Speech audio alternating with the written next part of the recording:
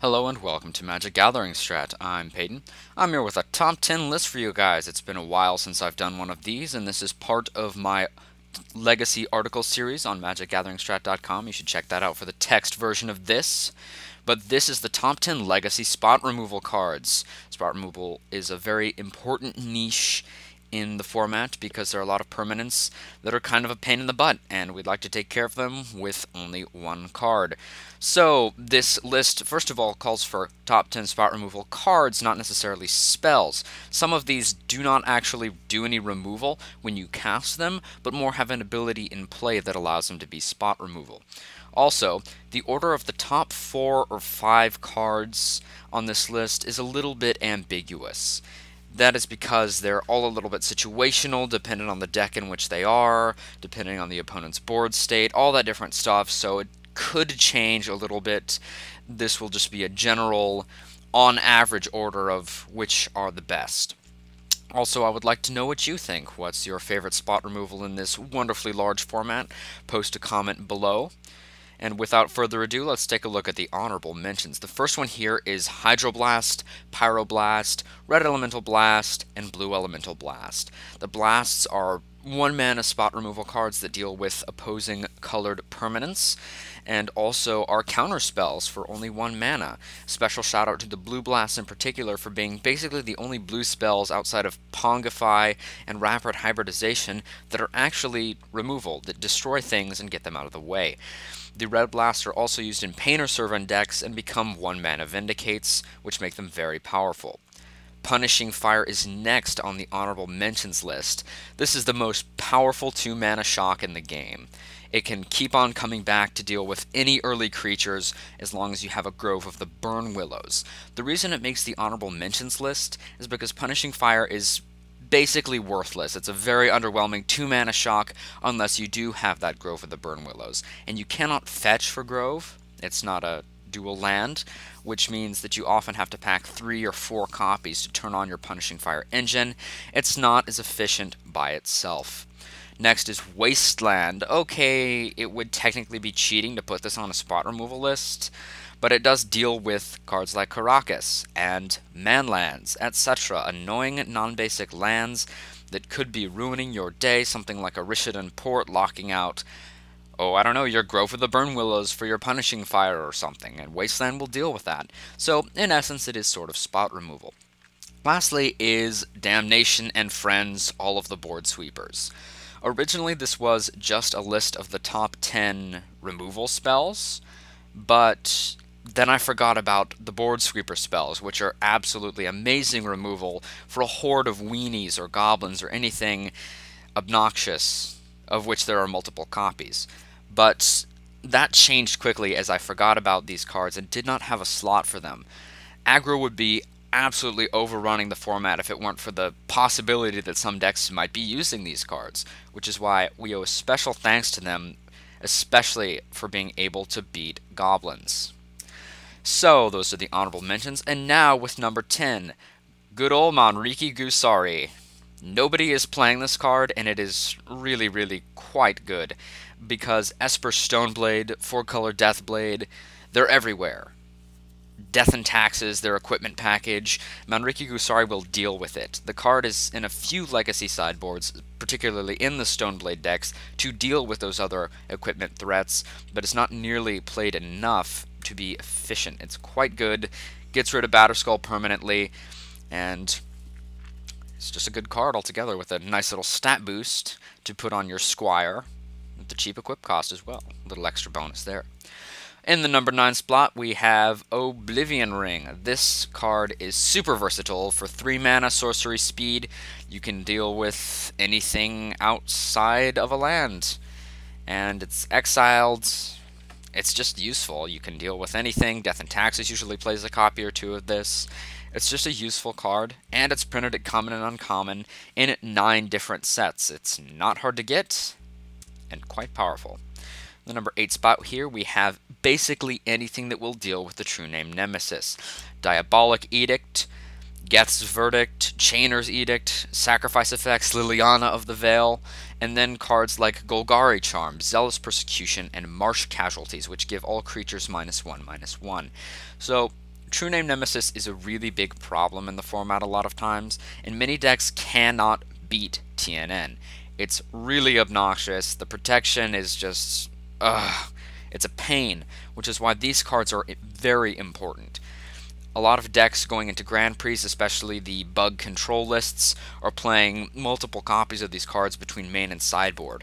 Jund has started to have at least one main deck Diabolic Edict to supplement their Lilianas because of True Name Nemesis. So as long as the conditions are met that A, True Name isn't pumped in the case of the -1/-1 cards like Olgari Charm, or that True Name is the only creature your opponent has for the edicts to work, these cards will deal with that ever obnoxious 3/1 Merfolk. On the number 7 spot, we have Kasali Pridemage. Nothing like a 2/2 Exalted that also happens to deal with Aether Vial, Batterskull, Sylvan Library, Leyline of Sanctity, anything like that that's getting in the way.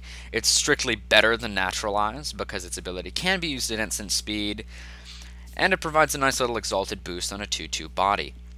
Its mana cost isn't exactly prohibitive, excuse me.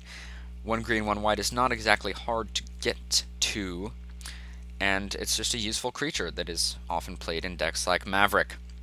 In the number 6 spot, we have Maelstrom Pulse. So, this is a very good card. For only 3 mana, you can clear the field of tokens, you can blow up a Leyline of Sanctity for Jund, you can deal with just about anything, in multiples as well. So Maelstrom Pulse is quite powerful. Its biggest drawback is that it is sorcery speed. At instant speed, though, it might be a little bit too overpowered. But yes, otherwise, it's quite effective at disrupting and dealing with annoying permanents. Now, from here on out, like I said earlier, from number 5 through 1, the order of these could be a little bit ambiguous.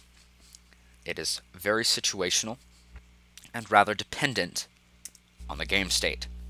That being said, number 5 is Umezawa's Jite, and this is partially the reason why the list is called Removal Cards, as once Jite gets counters, then it becomes a removal card. It has the ability to ping off a bunch of X1s. It is really important in the Goblins matchup for the Stoneblade decks. There's a reason this card is, $25, $30 in paper right now, and it's a 2-mana artifact.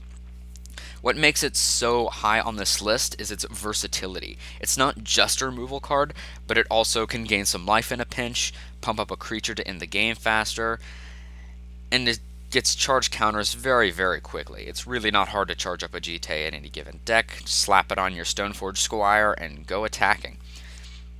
And that's Umezawa's Jite for you. Number 4, we have Vindicate. There's really not much to say here about Vindicate. Okay, 3 mana sorcery, destroy target permanent.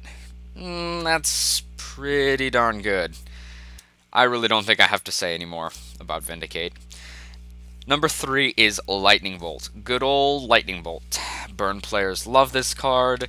3 damage for 1 mana at instant speed. It'll take care of any one threat early. Be warned, it does not kill a 2/3 Tarmogoyf if there is not an instant in the graveyard. That is just a really strange ruling errata. Be careful of this. This has happened to me before. Don't let it happen to you. But yes, Lightning Bolt. Mother of Runes is one of the few ways that Death and Taxes has to get around this card, and definitely this card is one of the main reasons that Death and Taxes does play the Mother.